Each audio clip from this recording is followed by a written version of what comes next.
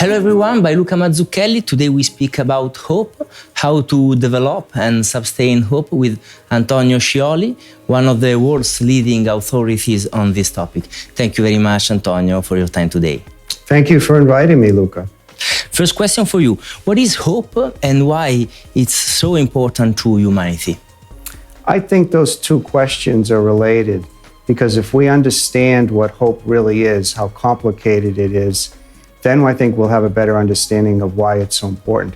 The way I think of hope is that it's composed of four different dimensions: attachment, mastery, survival, and spirituality. Let me explain that a little bit better. By attachment, I mean a desire and a need for trust and openness. We are social animals. We need connection. We don't exist in isolation.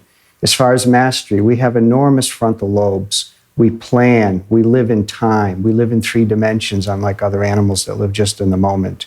We're always looking forward. In addition, we have survival instincts like all animals, but again, because we can project into the future, we can sense our own mortality, our vulnerability. Again, I would say, in terms of the fourth dimension, unlike other animals, we look into the future, we know we are mortal, we know we are alone in the world in one sense, yet connected to others. I believe we have almost like a spiritual instinct, a drive towards transcendence and a need for something eternal, something that will outlast us, that will connect us with a greater entity. So when we understand the complexity of hope, which, by the way, has not been viewed in this way by psychology, they have tended to focus just on goals, which I think is just a very small part of hope. I would also say hope is one of the most sustainable and essential emotions. It's not like joy or happiness that comes and goes. You can sustain hope. Indeed, I would say you have to sustain hope to live, to be a human being. I can give more specifics. We know that hope is important in illness, people with serious illnesses. Surveys of cancer specialists will tell you the most important psychological resource is hope.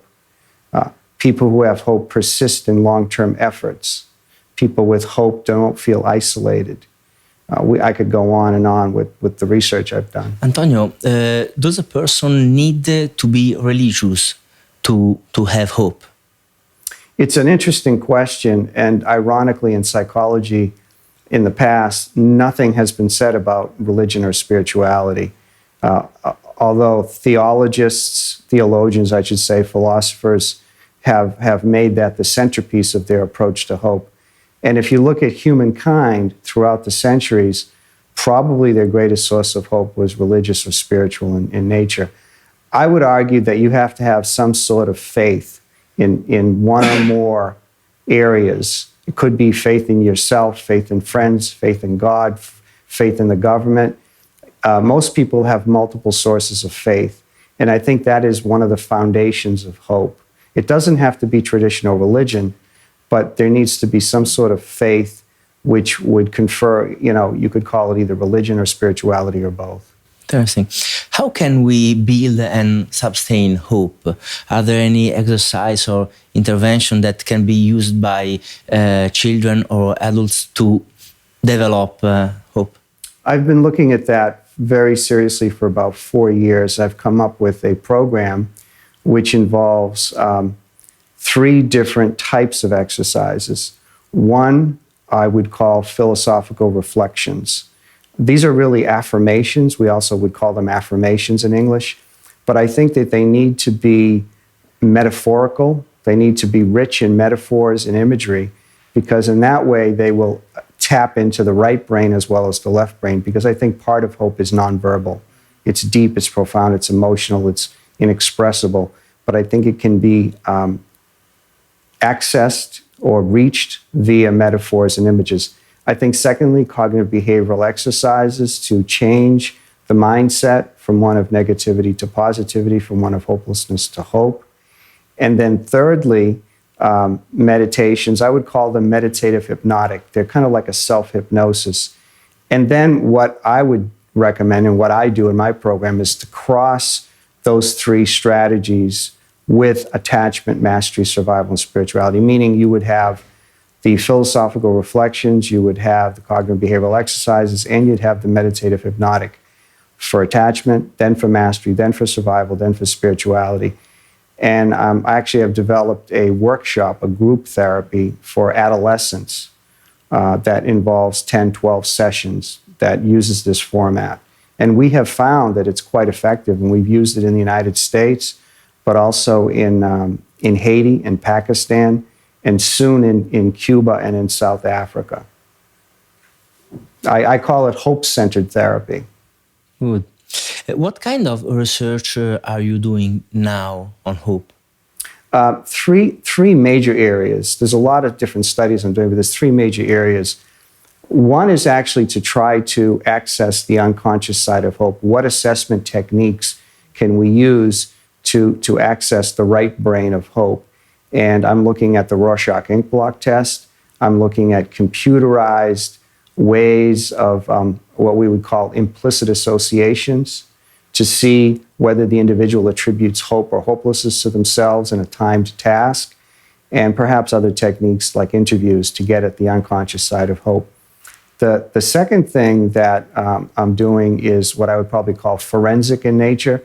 I think there are 9 kinds of hopelessness, and I think 3 of them are particularly important in terms of perhaps predicting violence or acting out. And we're doing some studies now in assessing this.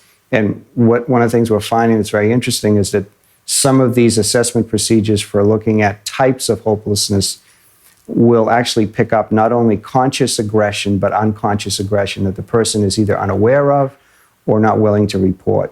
And finally, the third large thing I'm doing is I just received the grant from the National Institute of Health in the United States to do a 3-year study with control groups where we train college students very slowly, very carefully, very systematically to be hope providers.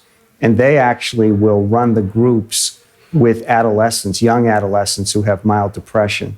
And so the model really is something which I hope to replicate. It could almost be something on the equivalent of a Peace Corps. We would have a Hope Corps. We would train young people in college or young adults to be the group leaders, because then this would be less expensive. I could see people coming from different countries, different parts of the world, who would take a short, intensive course in hope therapy in this format, and then go back to their countries, train others, and then through this kind of ripple effect, almost like you drop something in water and it ripples out and has this cascading effect across the world.